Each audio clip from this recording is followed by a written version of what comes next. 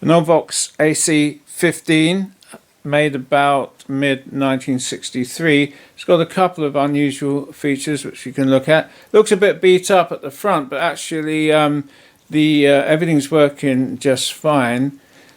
We'll go over that later. Apparently you can tell the age from one thing, using these moulded handles and inserts rather than brass, which were introduced in '63. They say Vox on them. The front, I'm not sure. You can tell by the material also, and the fact that the black finish is like a crocodile effect. But it's got this badge which was not normal. I don't know whether that's been put on at some other time. I can't see a mark where another Vox badge would have been on it at all. There's no holes where the tacks would have been that I can see. Anyway, looking at the panel, it's a copper panel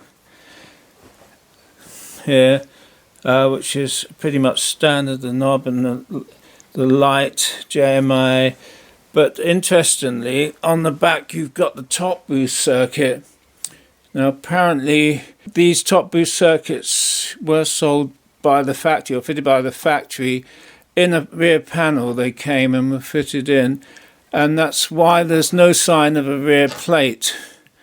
I think this was you got the whole replacement rear panel. Inside you got the Vox Blue Bulldog speaker, and also stuck to the magnet is the foot on off for the Vibrato, which is speed Vibe-Trem, you can see there. So cabinet's solid, not broken, not damaged. The front panel, obviously the grille cloth is a bit hammered. So we'll take the back panel off, unscrew the back panel, which reveals the inside. So now we can see the bass and treble factory top boost mod that was fitted in with the extra valve. And you can see the original circuitry, and there's a bit of a wiring modification when it was fitted in. This does slide out. We can have a look at it. So Vox made it easy for the serviceman to get to the chassis. It slides out from on the rail and you can put it on the workbench. And then you can have a look at all the valves. Nice row with cans on them of all the preamp valves. Two EL84s and the EZ81 here. Obviously these two EL84s have been replaced over time because you wouldn't expect them to last too long. Original transformers look good here. The big choke looks good, and the mains transformer, the covers all come off, revealing the valves inside. Smoothing cap, they're still original. TCC one doesn't have a date on it, unfortunately. Got lots of writing but no date. The speaker's still good. No tears, holes, punches or scraping of the coil. 8 ohm. Now this Vox AC15 I reckon's made about 1963. One of the ones that had the factory fitted top boost circuit. It's one of the later ones, got a few modifications as well from the very first design. And also this made about mid-1963, late 63 I think. Might have had a couple of mods done in the early days, maybe even by the factory when they fitted this. And I've done a couple of small mods myself, which I'll talk about later. As you can see, the chassis is, comes out and is very easy to work on by the service person if something's gone wrong. There's quite a lot of components inside on tag boards. You have to take off this plate at the bottom to get to a few more power parts that are fitted underneath the chassis. Aluminium and steel construction, pretty well laid out, valves, tubes on the other side, easy to get to.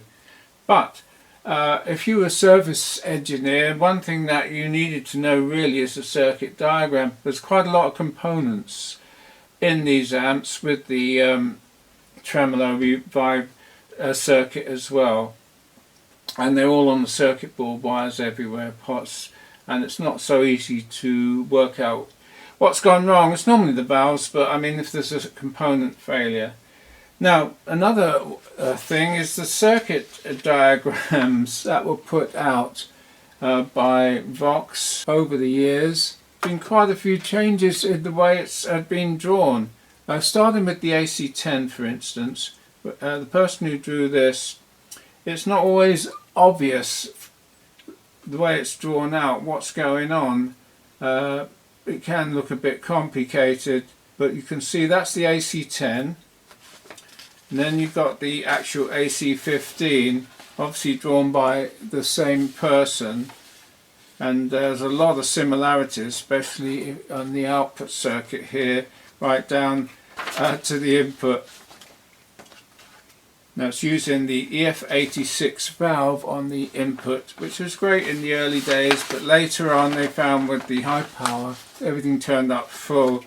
They're very microphonic and can suffer from vibration, so the later circuits actually did away with that and went to the ECC83, the normal triode valve.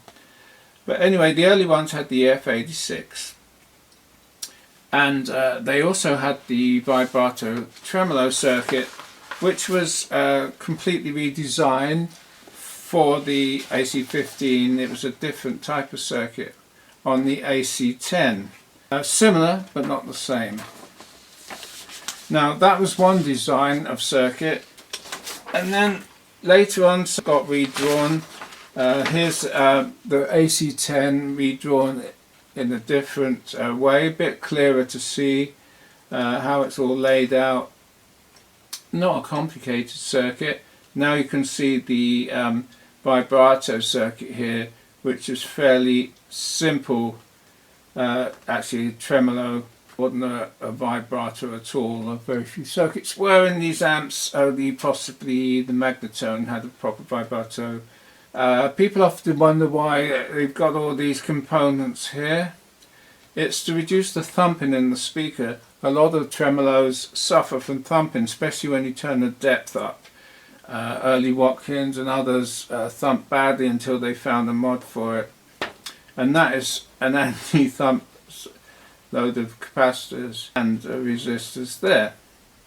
So this was drawn out by somebody else, the Vox AC10.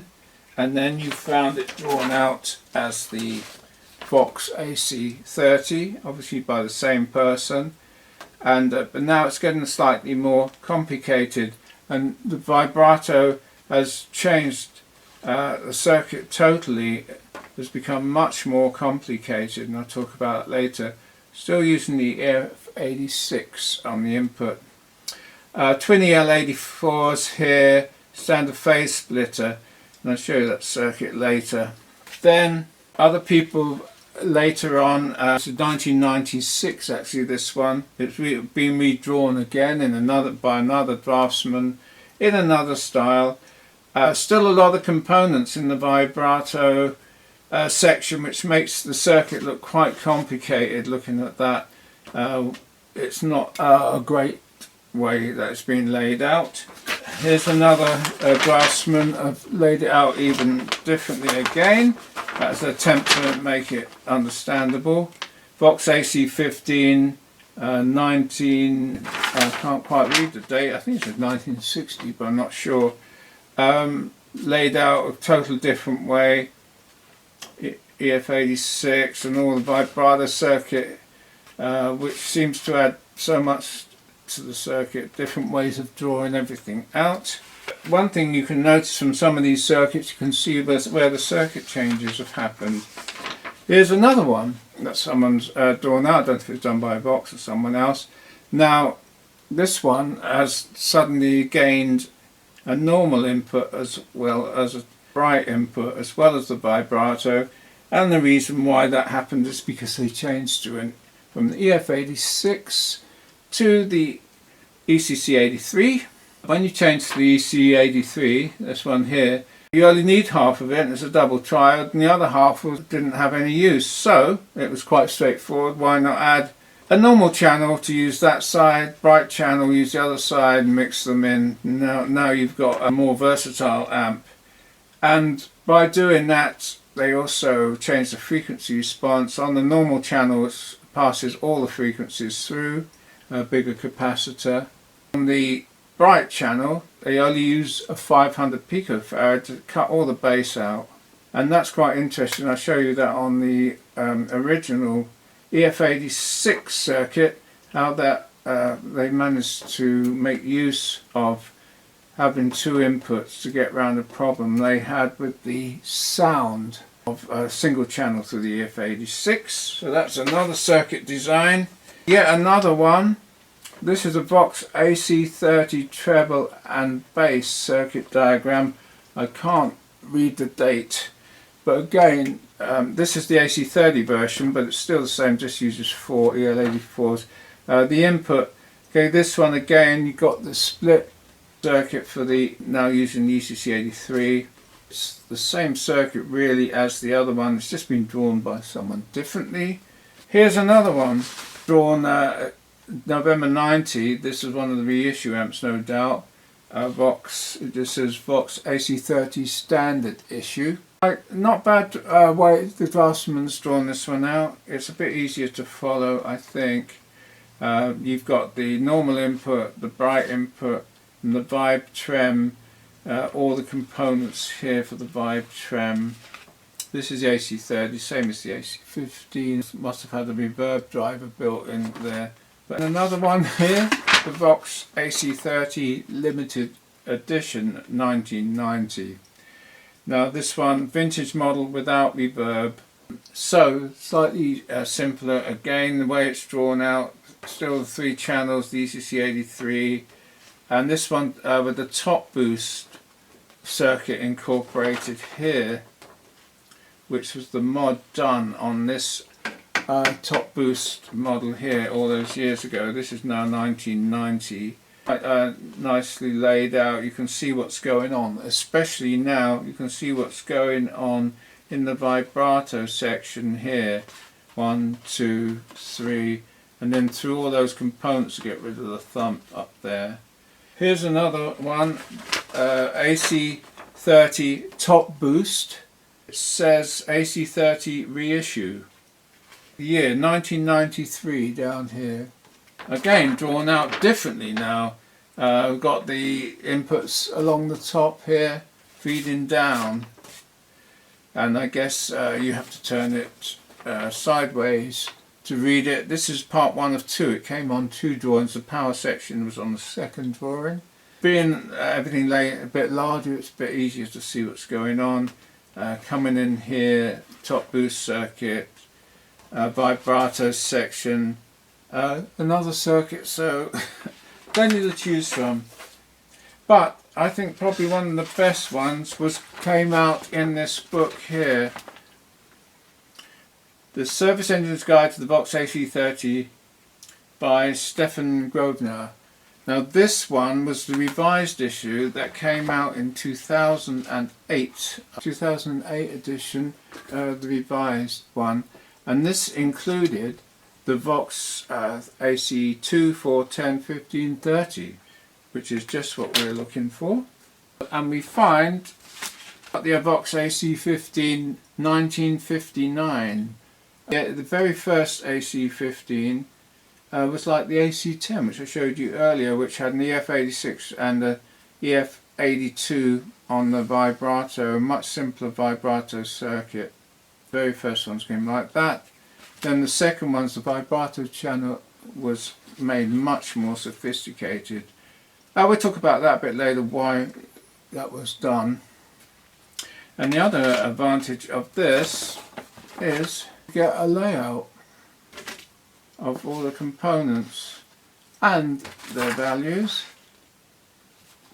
and so you can look inside the amp to see where everything is inside if you're trying to find a component and its value, because some of those circuit diagrams I showed you, you can't read the values on them, they're all blurry. So this book was very useful. It even shows you underneath the plate where some of the other components are hidden. So a few of the power capacitors, etc. And a few drawings of the circuit and a bit of talk about it. The Vox AC15s, even valve-based data. Top Boost Modification, which is on this amp there. Details of it. Goes on to the AC30, even more complicated. So which one to look at? Well, I did actually draw out my own. Skip all through this if you don't want. I'll go over some of the circuit.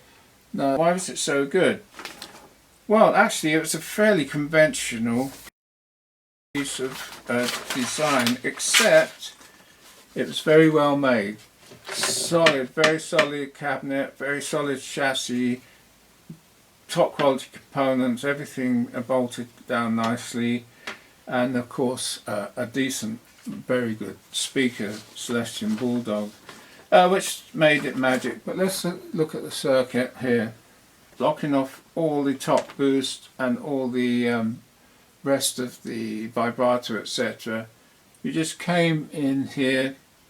There's two inputs on these amps, and what a lot of people don't realise is one is input impedance is only about 140 kilo ohms, and the other one's over a mega ohm, which can affect the guitar that you plug in, because the high impedance pickups don't normally like a low resistance, and so it's important that you choose the right input if they're not the same.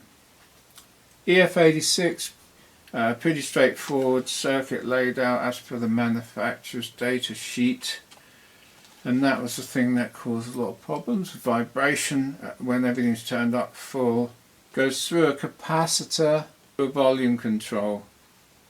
Very straightforward, not even cutting the gain at all, straight off the anode in through a 0.01, and then it had the brilliant switch. How did that work? It switched in series of 220 picofarad capacitor, which cuts out all the bass, just leaving the treble to go through. So that's all it does. Later on, when they split this into the ECC83, they found they had a spare triode. They made two channels, and they were able to do the bright channel that left their brilliance on all the time, just through, like, I think they used a 470 picofarad, and the other channel went straight through the 0.01. They managed to do away with this circuit and have two channels, but they did add a bypass capacitor, like a lot of manufacturers.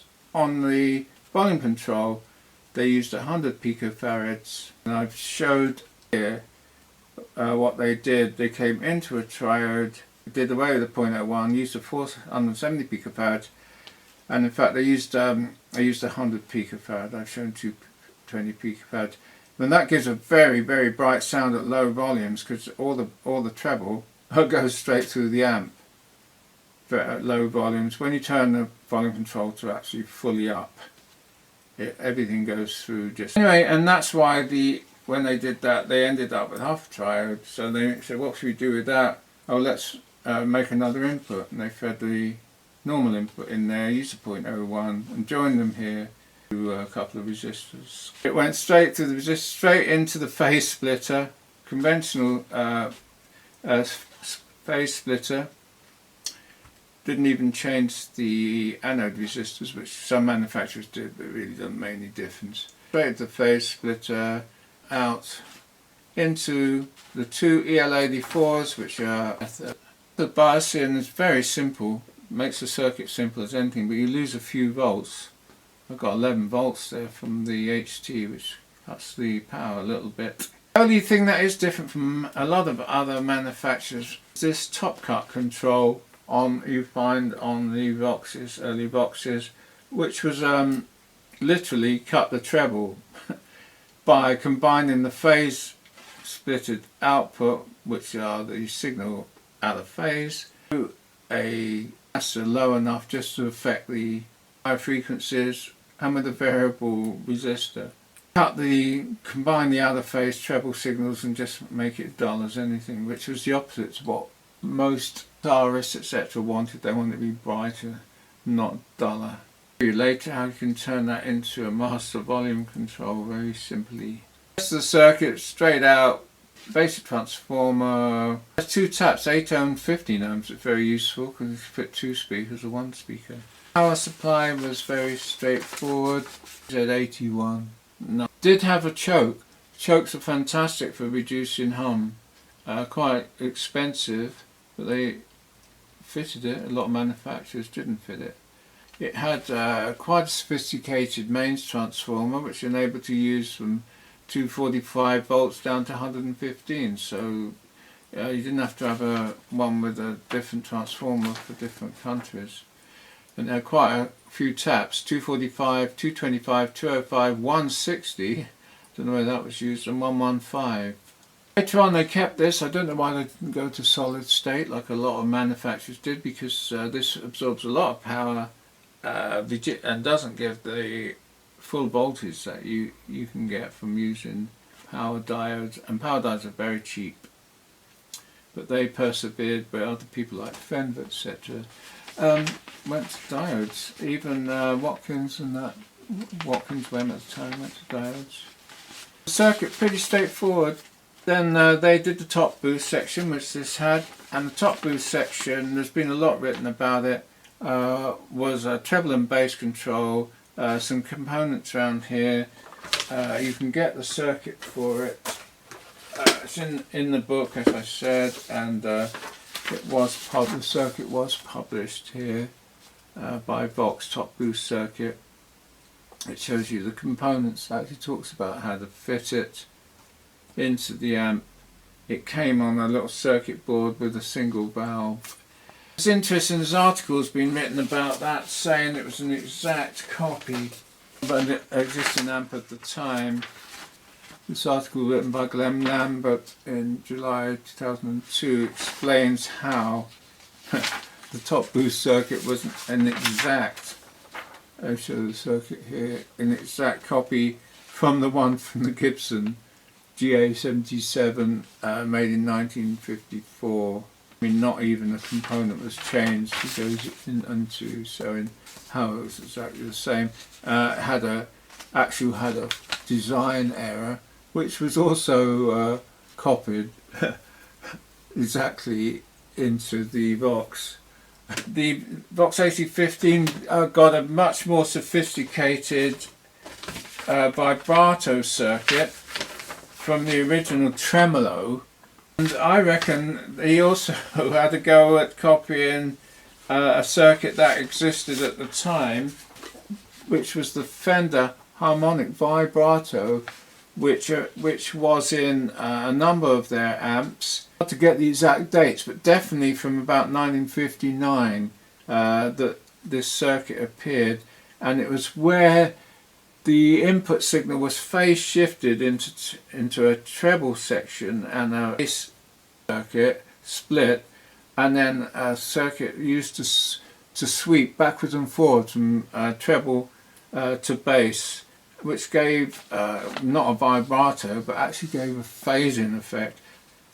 I think it was designed to try and emulate like a rotating sound for an organ.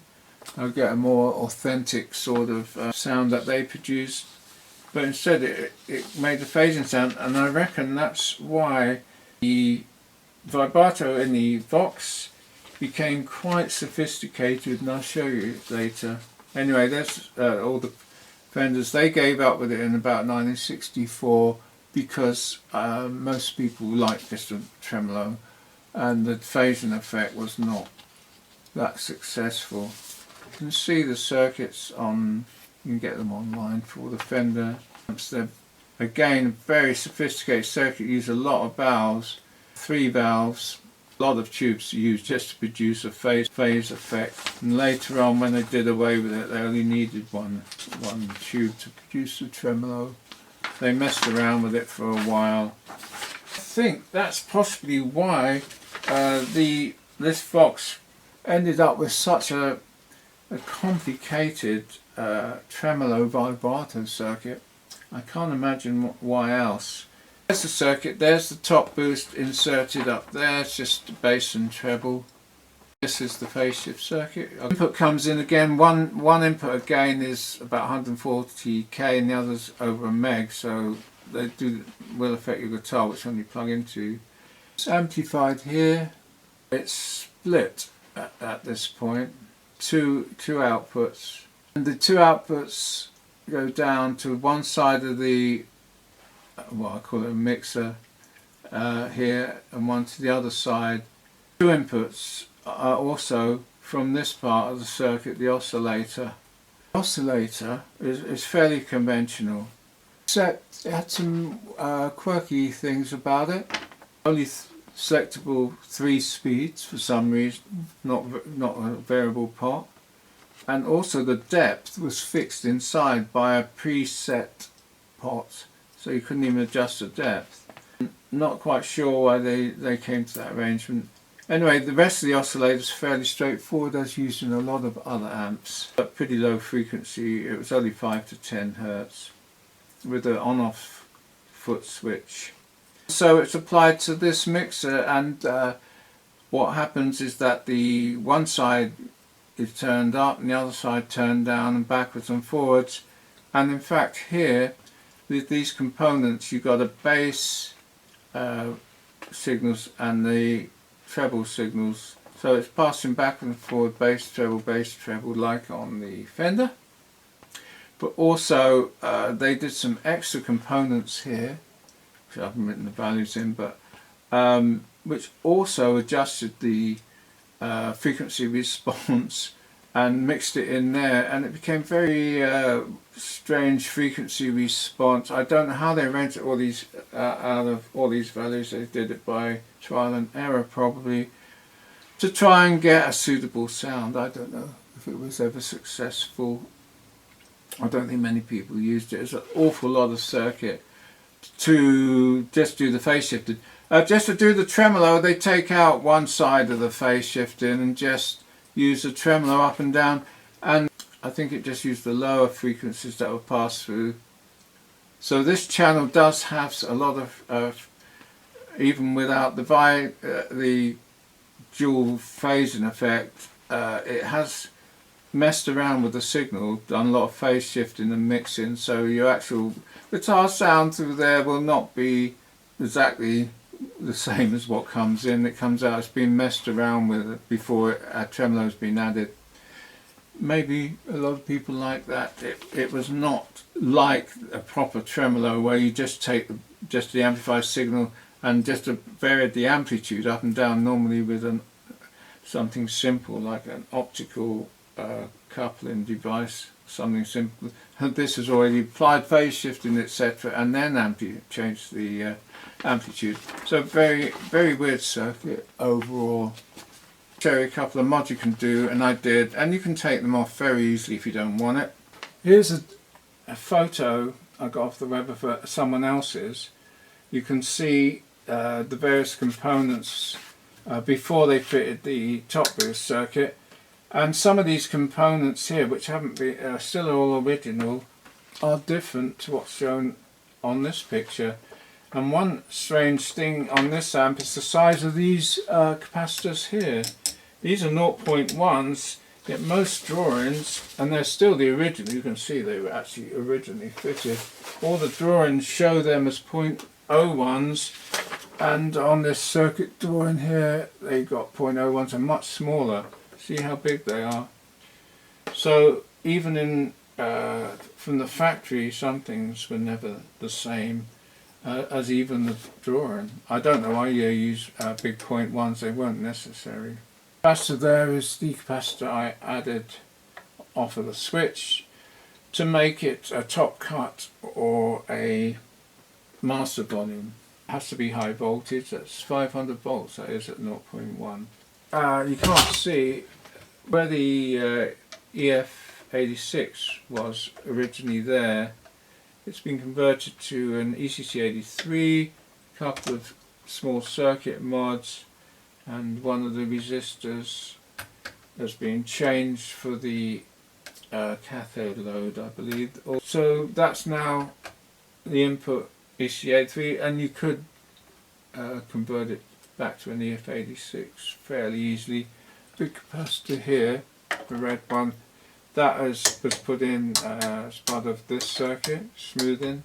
Modification here for the Vibrato Tremolo with the variable pot, so it's got an on-off, a pull switch there to switch. Well, it was just a switch before, which was Vibrato or Tremolo. Now you've got Vibrato Tremolo on a pull switch, and you've got the full depth control. And this was just a 3-position, there's now a pot for variable speed, so much more comprehensive. Down here, you probably can't see it, was just the fixed depth control. So you just turn that up basically to full and have the wire off of it. Very straightforward mod. Here you've got the tap, 8 ohm, 16 ohm. Here you've got the inputs, 1.3 mega ohms on the inside. On the outside one, only 146k. All these components inside are original. How do you know? Because they've all got red. In those days they used quality control. Someone were going around with a red daub of paint. They've all got red daubs of paint. Except the foot switch, which obviously got lost and has been replaced by another type. Foot switch just comes in there. And the component change for the ECC83. A bypass capacitor put on the input volume control, but you don't have to do that. That's easily changed back if you want. Because we did away with the brilliance control. You've now got speed, which was a 3-position, still says speed. The Vibe Trem switch here is now pull up or pull down, and it's fully adjustable as depth. The other switch is the same. Now the brilliance control is now is either top cut or master, and you've got the top cut or a master control. We don't have brilliance anymore. As I said, you can convert it with a capacitor one way or the other, like they did later on in their amps, and just leave it bright. Because with the top boost, if you leave it bright, you can adjust the bass and treble anyway, or not bright, whatever. You've got these, so you don't really need a brilliance control anyway. Taking the bottom wood cover off just to show you the inside, all original here. On the these are wax potted transformers. The mains one always runs very hot. You get the wax coming out. All the original components. There's a couple of signatures here. One looks like Thelsa, and there's another signature there. The book here which shows the layout is identical in every way. None of these components have been changed. So I've checked the amp over or the components voltages and make sure it's working okay. I'll spare you all that testing. I did check the phase shifting circuit and the frequencies that it operated at. The turnover frequency is 2.3 kilohertz, where it's straight through, and then it's got a 10 kilohertz on one side and down to 500 hertz on the other side, where it phases up and down for the vibrato effect, centered around 2.3 kilohertz. The vibro channel is slightly dull compared to the others. I think it always was. It could actually be brightened up a bit with the mod here. You can put a 0.1, 0.2 capacitor across this resistor on the mixer here, but I haven't done that. It brightens it up quite a lot, but it was never meant to be like that in the first place. The only mods I've done are moving the depth control to the front panel and the speed control fully variable instead of 3-position, and the master, I've added like a master volume switchable in out instead of top cut which I find very useful indeed. Now in the vibrato channel is not quite as much gain as the normal channel, but there is a lot of gain, and certainly enough when you turn it up fully to get full output. It's in the vibrato channel at the moment, and we're on the phasing effect, and it gives a sort of more bass pulsing effect like you get probably with an organ, a rotating speaker.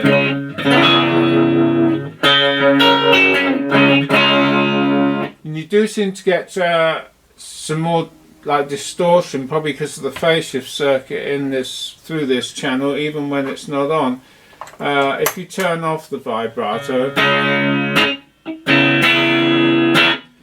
and the other effect is that if you've got the switch in the vibrato position, you've got both high and low signals being combined, but without the tremolo effect.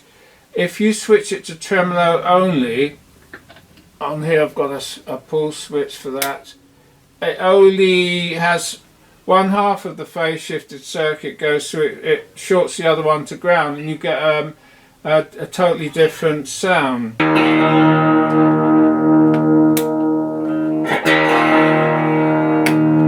When you put it to the phase position, it adds depth. So if you're going to go through this channel and without using the vibrato, it's best to have it in the phase position if you want the full guitar.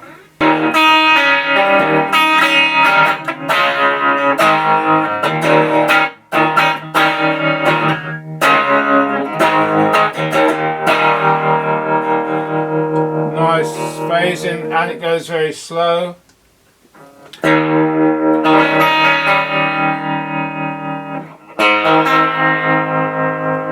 And fast.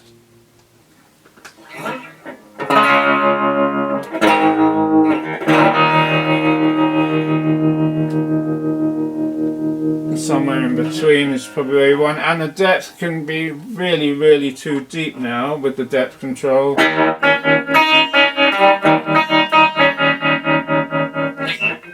So you can take the depth off a bit.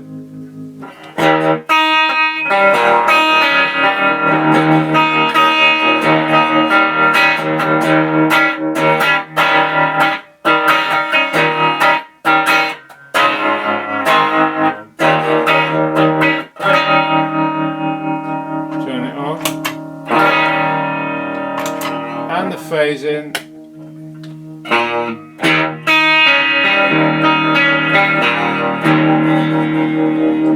I don't think the phasing effect was ever that successful. I don't know if it was ever used by anyone. It's not the best effect. You can get much better effects from foot pedals now, but the tremolo is good. And in the normal channel, you've got these controls. They don't work on the vibrato channel. The vibrato bypasses these.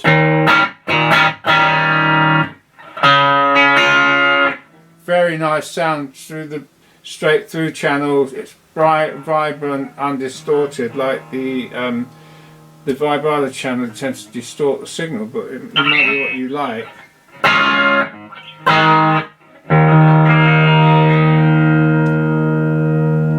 So there's the master volume. I've got it up full. I can turn it off, and you got really loud. Turn it up. Ideal for some playing where you want to overload the front end a bit without getting too loud. Or you can have it as a top cut control.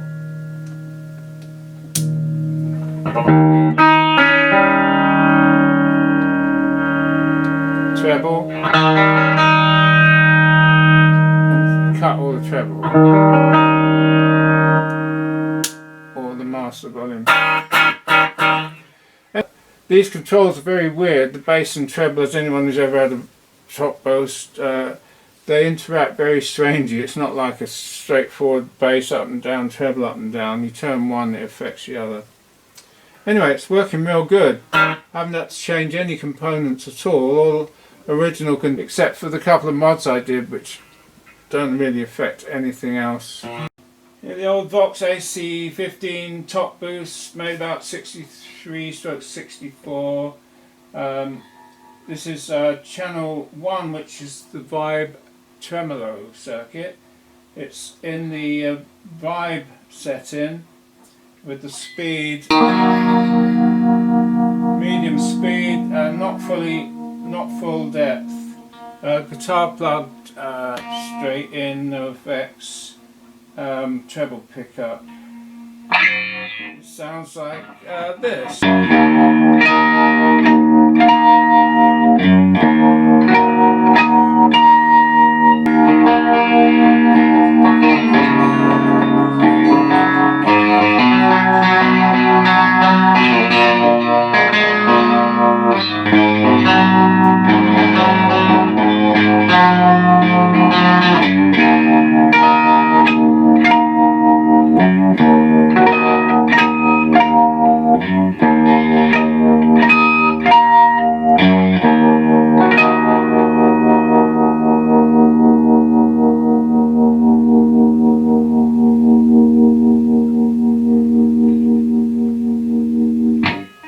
So that's the phasing channel. So now we can check out the tremolo, turn the speed up a bit.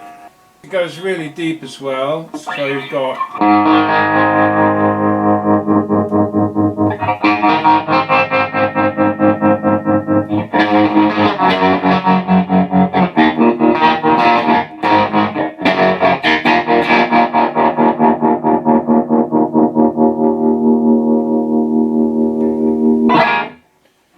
you can turn the tremolo off, and you get quite a distorted sort of rhythm guitar sound through just through this channel. And the sound actually changes if you go from tremolo to phasing.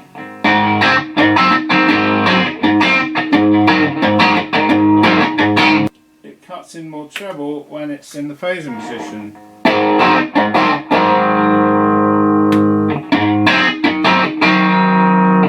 Top boost 1, and in the you can have a top cut if you want, so I'll just turn the volume down a bit.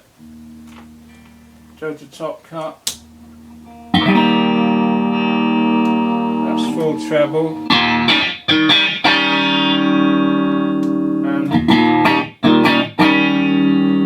or you can have it as master volume.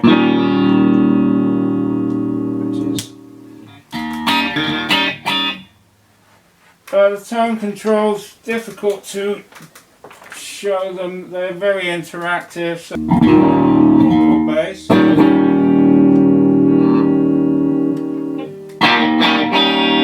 So the mid-range.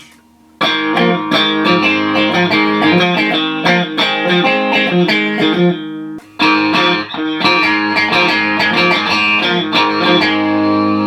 a very bright sound. Bit of bass add back in.